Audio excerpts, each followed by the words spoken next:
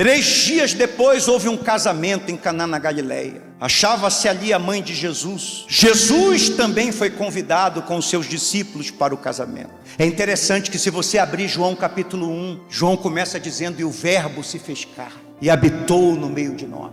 João começa mostrando para nós que Jesus já era antes de haver qualquer coisa, antes de haver o céu, antes de haver o mar, antes de haver as estrelas. Tudo foi criado para Ele e para a glória dEle. Ele é maior do que todas as... Você lê isso em João capítulo 1. E em João capítulo 2, Jesus está onde? Aonde Jesus está? Numa festa de casamento. João capítulo 1, João nos mostra Jesus como Deus. João capítulo 2, Ele que é Deus, agora vestido em carne, está se divertindo numa festa de casamento. Foi convidado, está no momento relax, descansando, se divertindo com a mãe, se divertindo com os discípulos.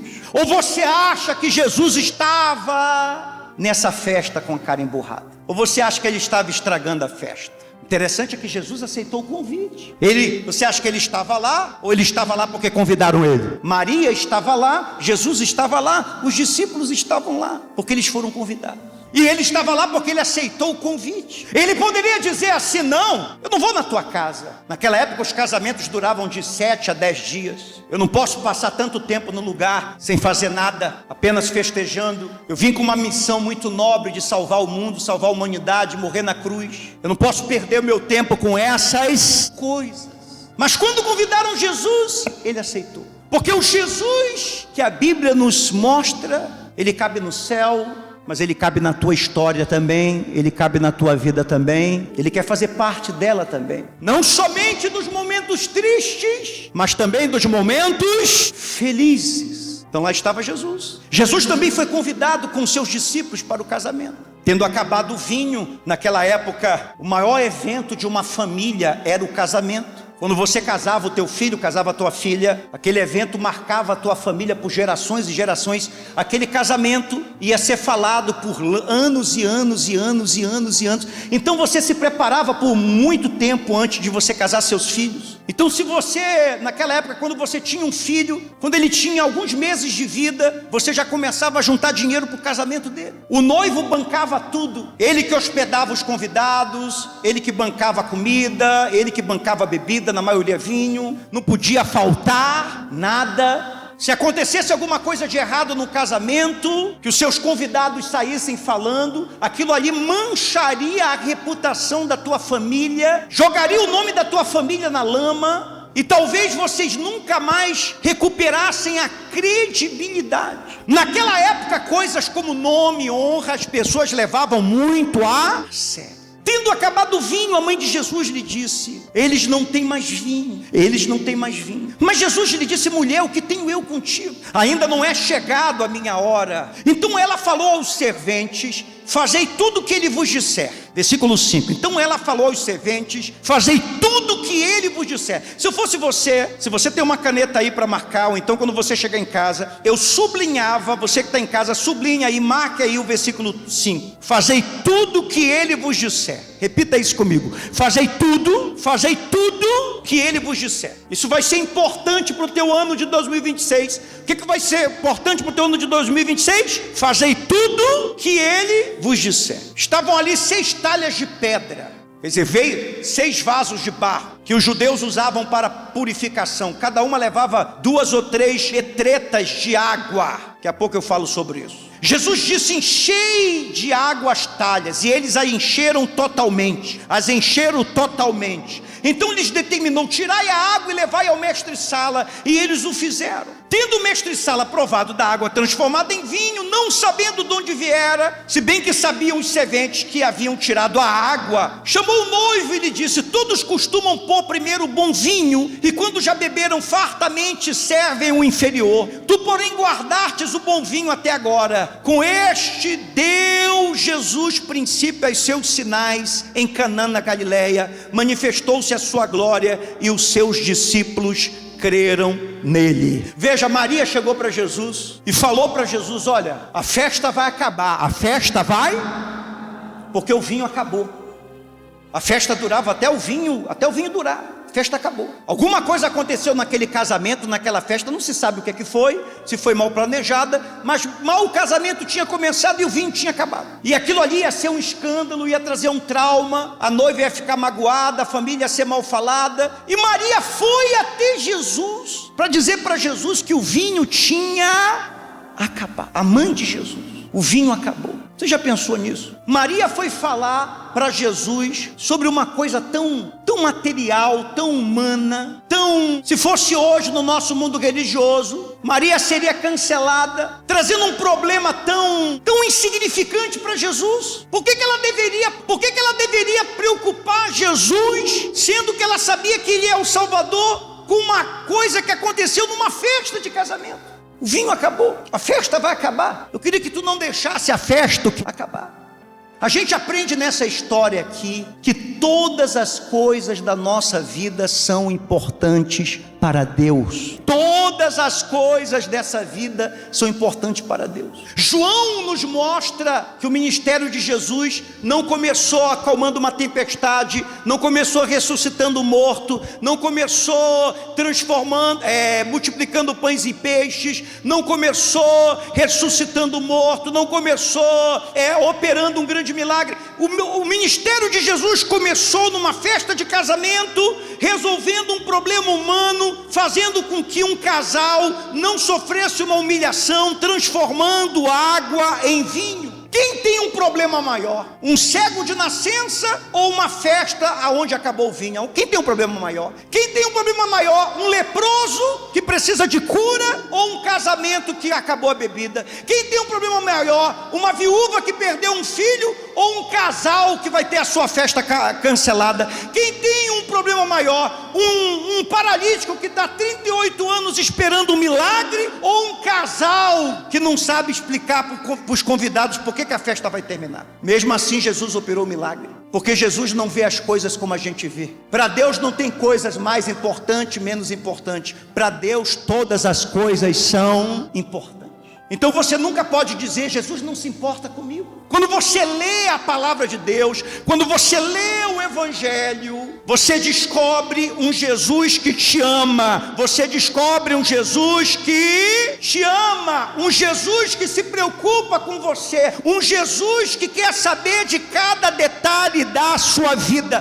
Por isso que o diabo tem tanta raiva de você vir na igreja, por isso que o diabo tem tanta raiva de você trazer a sua Bíblia, por isso que o diabo tem tanta raiva de você ter o entendimento da palavra de Deus. Eles não têm mais vinho. Jesus pega a água e transforma em... Jesus fez por aquele casal, olha aqui para mim, Jesus fez por aquele casal o que ele não fez por ele. Lembra quando ele estava no deserto? Quantos dias ele fez de jejum? Quantos dias ele fez de jejum? Quantos dias ele fez de jejum? Depois de 40 dias, o que ele sentiu? Fome. O diabo apareceu para ele e disse assim: se tu és o filho de Deus, você tem poder para transformar essas pedras. E ele não fez. Eu pergunto para você, ele podia fazer? Ele podia fazer? Ele podia fazer, ele tinha poder para fazer. Ora, ele pegou 6 talhas cheias de água e transformou no melhor vinho da humanidade. Quando os convidados tomaram, não acreditaram. Se ele transformou água em vinho, ele poderia transformar pedras em pães, ele poderia transformar areia em água, no que ele quisesse.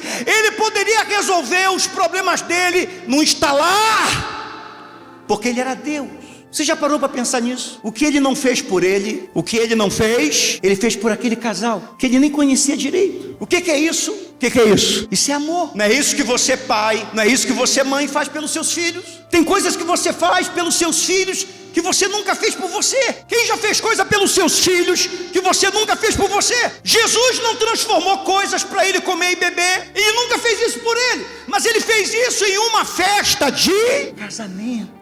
Então você descobre aqui não só o poder, você descobre aqui o amor, quanto que ele nos ama. Diga: Jesus me ama, Jesus me ama. Então quando você vem na igreja, quando você ouve a palavra de Deus, você vai crescendo, você vai crescendo, você vai crescendo. Quando Maria vai fazer um pedido para o filho, Maria sabe de algo que o noivo não sabe, a noiva não sabe, o pai da noiva não sabe, nem a mãe, nem os convidados, nem Pedro, nem André, nem Tiago. Maria sabe de algo que o filho pode fazer, porque ela não foi lá com a intenção de Jesus pegar dinheiro e comprar vinho. Ela não foi lá dizendo assim: Jesus, faltou vinho, vamos fazer uma coleta com os apóstolos, vamos lá na esquina. Você acha que ela foi para isso? Maria sabia de coisas que ninguém sabia. Maria sabia de coisas. Maria sabia do poder do Filho. Maria sabia que ele podia mudar aquela situação. Maria sabia de coisas que ninguém...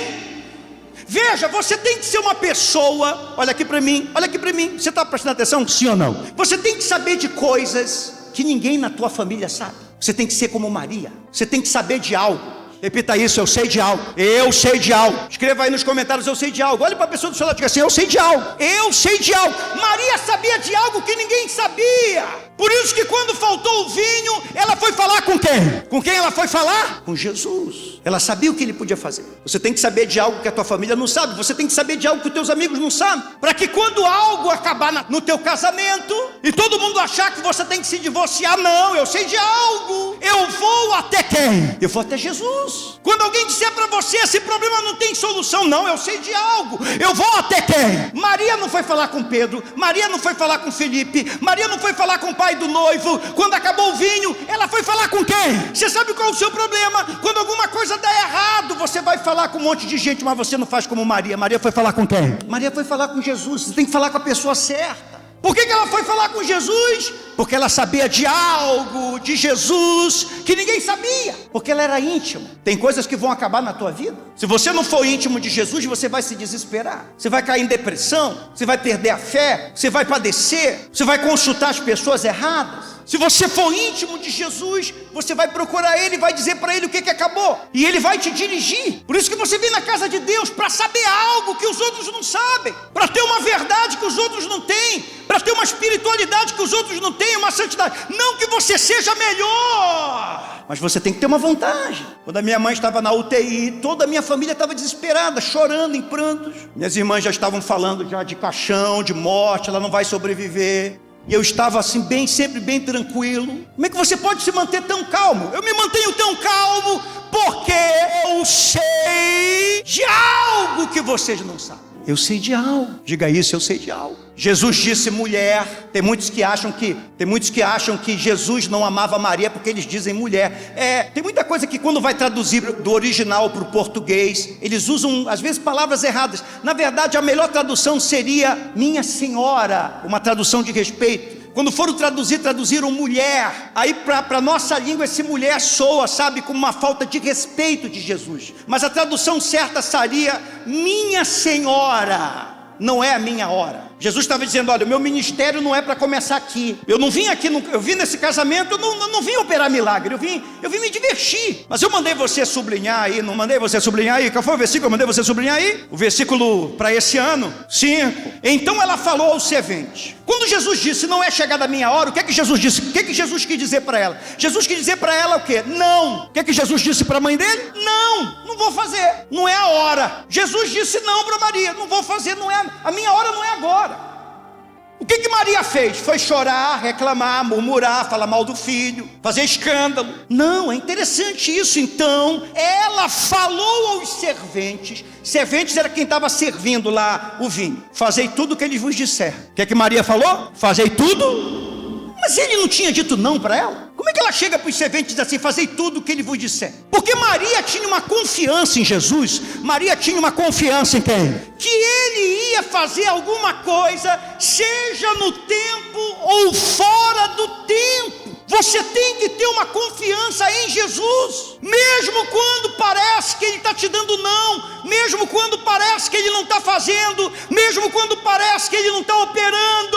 Faça como Maria.